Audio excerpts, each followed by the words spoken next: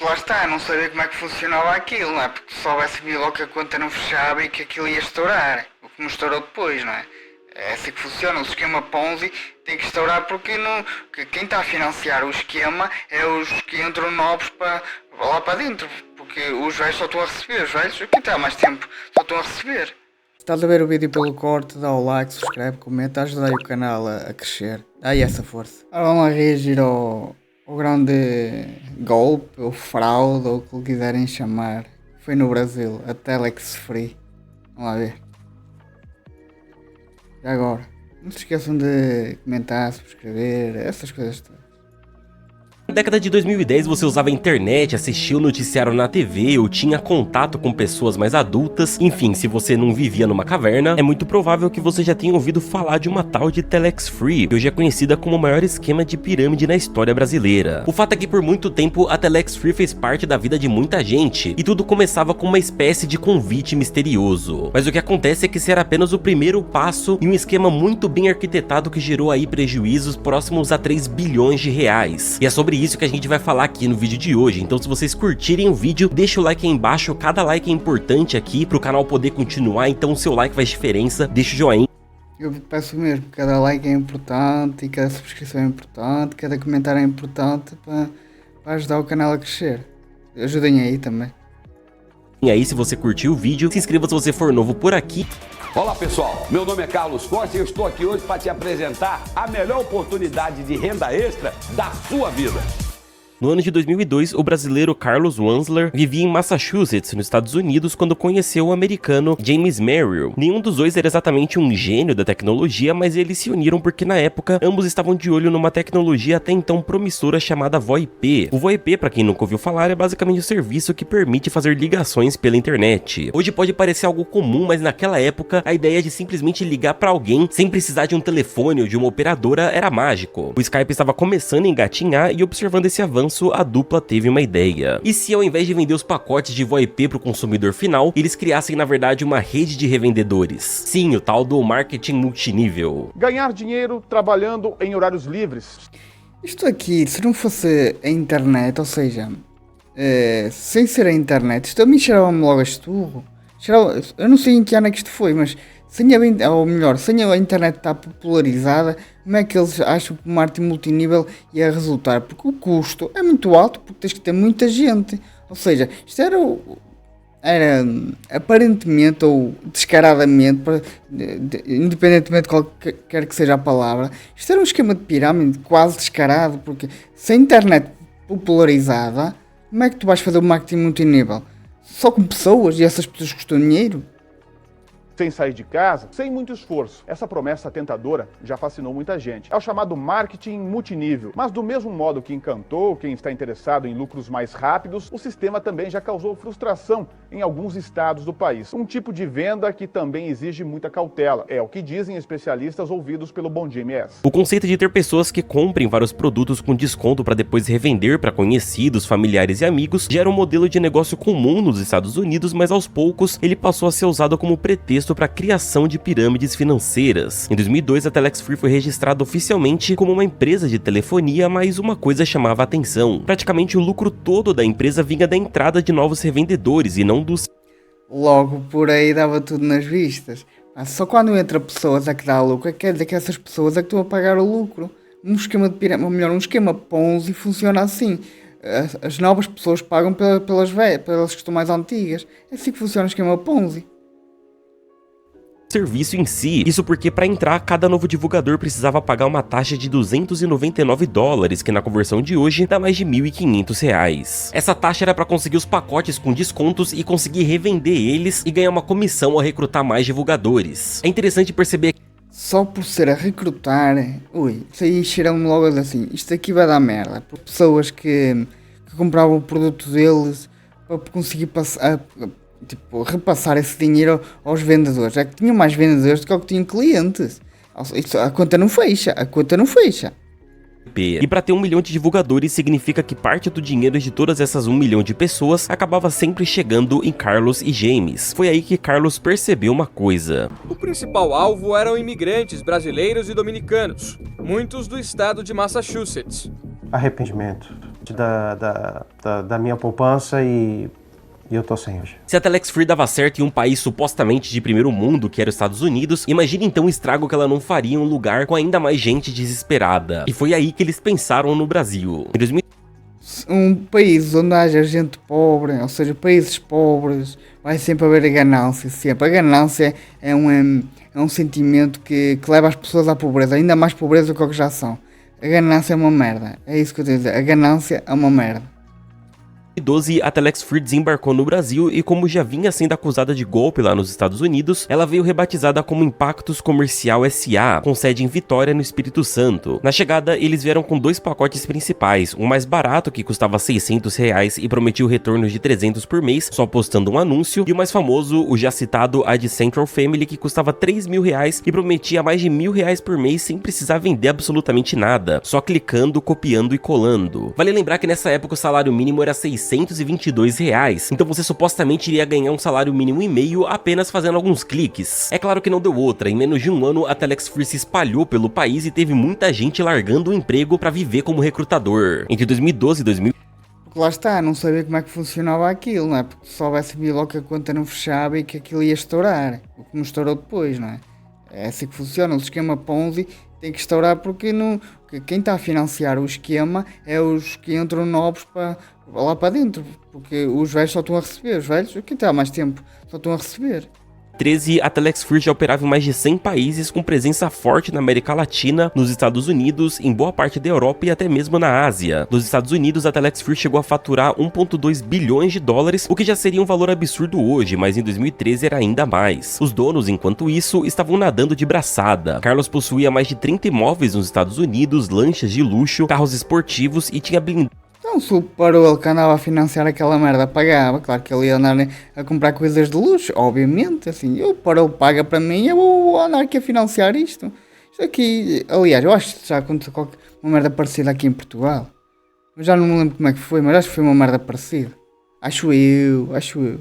Dado todas suas contas através de empresas de fachada e lavagem de dinheiro. Inclusive foi por causa dessa parte em específico que a casa começou a cair pra eles, mas já vamos chegar lá. A Telex Free começou a receber milhares de reclamações de divulgadores que não estavam recebendo os pagamentos, não estavam conseguindo ganhar o dinheiro investido de volta, e isso rolava por 2 motivos. O primeiro é que obviamente o esquema inteiro é uma propaganda enganosa, e segundo é que a pirâmide estava chegando num ponto onde inevitavelmente ela colapsa. Quando já não tem mais pra onde ir ou pra quem divulgar, todo mundo começa a perder dinheiro justamente porque não existe.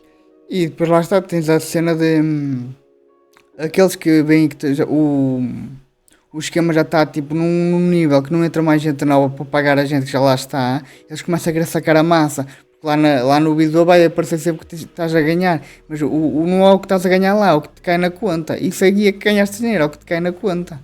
Um produto real que seja forte o suficiente para continuar fazendo essa grana girar. Esse ciclo se tornou um golpe tão conhecido nos anos 2000 que ganhou até um nome próprio, o esquema Ponzi. Com todas essas reclamações em mãos, em janeiro de 2013 o Ministério Público abriu um inquérito para apurar suspeitas de irregularidade na Telex Free. Mas o que começou como uma apuração rapidamente se transformou em uma das maiores operações contra pirâmides financeiras já realizadas no país, a Operação Orion. A Operação Orion começou quando a Secretaria de Acompanhamento Econômico anunciou que o modelo de negócios da Telex Free era financeiramente insustentável, e isso configurava crime contra a economia popular e deveria ser interrompido imediatamente. O órgão afirmou que ali existiam claros indícios de pirâmide financeira disfarçada sob o rótulo de marketing multinível e que as autoridades precisavam agir. E acredite se quiser, mas o primeiro estado a agir contra a Telex Free foi o Acre, que através do Ministério Público entrou com um pedido de liminar na segunda vara civil da comarca de Rio Branco para suspender as atividades da Telex Free no Brasil antes que mais pessoas fossem lesadas.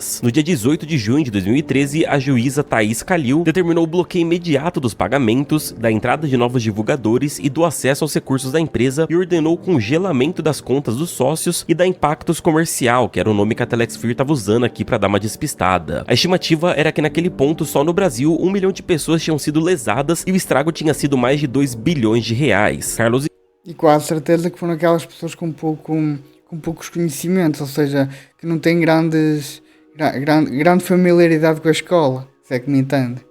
James, percebendo que em breve iam ter as contas bloqueadas, correram para lavar o dinheiro de qualquer maneira e chegaram até a organizar um show do Paul McCartney no Espírito Santo em 2014, só para lavar a grana. Era a primeira vez de McCartney no Espírito Santo e ele recebeu um cachê de 8 milhões que foi pago inteiramente com a grana da Telex Free, depois que a empresa já tinha sido impedida de operar aqui no país. A ideia de Carlos e James era só que eles precisavam fazer aquele dinheiro circular o mais rápido possível através de outras fontes antes que ele fosse pego. O show inclusive foi considerado um fracasso por ter sido feito tão às pressas, já que Paul McCartney, um dos maiores músicos de todos os tempos, não conseguiu sequer lotar um estádio no Espírito Santo, e dos 38 mil ingressos, só 23 mil de fato foram vendidos. No fim das contas, Carlos e James gastaram... Provavelmente não publicitaram o concerto. A publicidade é a coisa mais importante num produto. O produto até pode ser, mas se tiver boa publicidade ele vai vender. Se tiver boa publicidade ele vai vender. 15 milhões no total com esse show e conseguiram apenas 3 milhões em retorno. Pouco antes de serem derrubados pela justiça, eles chegaram até a patrocinar o Botafogo. É um rolê mais aleatório que o outro, seria cômico se não fosse trágico. Enquanto isso, os milhares de brasileiros lesados pela Telex Free começavam a entrar em desespero. Muitas pessoas começaram a entrar com processos ao mesmo tempo, isso até sobrecarregou o sistema judiciário brasileiro. Como se o sistema judiciário fosse eficiente. Se for como aqui em Portugal, um processo simples é 4 anos. Um processo simples. Imaginemos um processo complicado. É muito eficiente. É eficiência demais. Não costumo dizer, é eficiência para caralho. Para resolver esse problema rápido, a justiça brasileira determinou que a Telex Free fosse condenada a devolver todo o valor investido pelos divulgadores e ainda pagar 3 milhões de reais em danos. E como é que tu ias fazer isso? Tu ou a justiça? Como é que ia fazer isso? Ia tirar o dinheiro do bolso? Pá, por mais que eles quisessem fazer isso, o dinheiro que não está em contas no Brasil não dá. Ou seja, o povo que meteu o dinheiro nessa merda ardeu, fodeu. Morais coletivos, mas é claro que essa galera nunca nem viu a cor desse dinheiro. Até porque quando a Telex Free recebeu a condenação, toda a grana na conta de Carlos e James já tinha sido lavada e a conta dele estava zerada. Ao invés disso, a grana estava espalhada em contas e empresas laranjas ao redor do mundo. James na época estava cuidando da operação lá nos Estados Unidos e a investigação por lá também estava bem avançada. Tanto que em maio de 2014, o Departamento de Justiça dos Estados Unidos finalmente ordenou a prisão de James e Carlos, mas só James foi preso porque Carlos estava no Brasil e aproveitou que nosso país tem uma política de não extraditar seus próprios cidadãos. Agora, Carlos não apenas tinha um modelo de justiça brasileira ao seu favor, como também nem precisava mais dividir o dinheiro com ninguém. Ele simplesmente declarou falência na Telex Free, aproveitou que o dinheiro estava escondido por aí e continuou vivendo numa boa no Espírito Santo, enquanto mais de 1 milhão de brasileiros lutavam para recuperar o que perderam por causa dele. Mas esses aí perderam tudo, eu quase aposto, porque se não tens como tirar o dinheiro da empresa ou do esquema Ponzi, como é que vais pagar a quem foi lesado? Ardeu, nunca mais na vida, ardeu.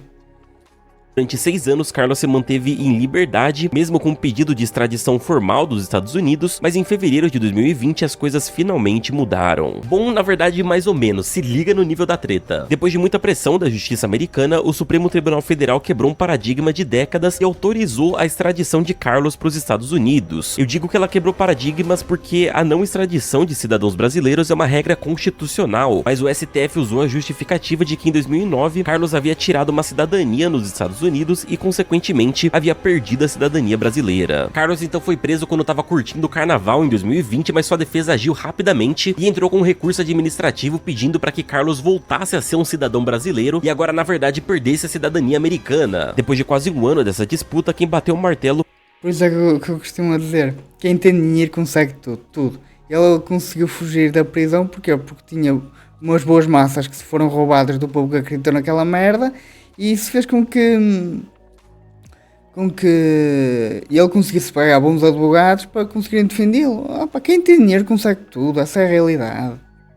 Embora digam, a justiça tem que ser cega. É cega, é.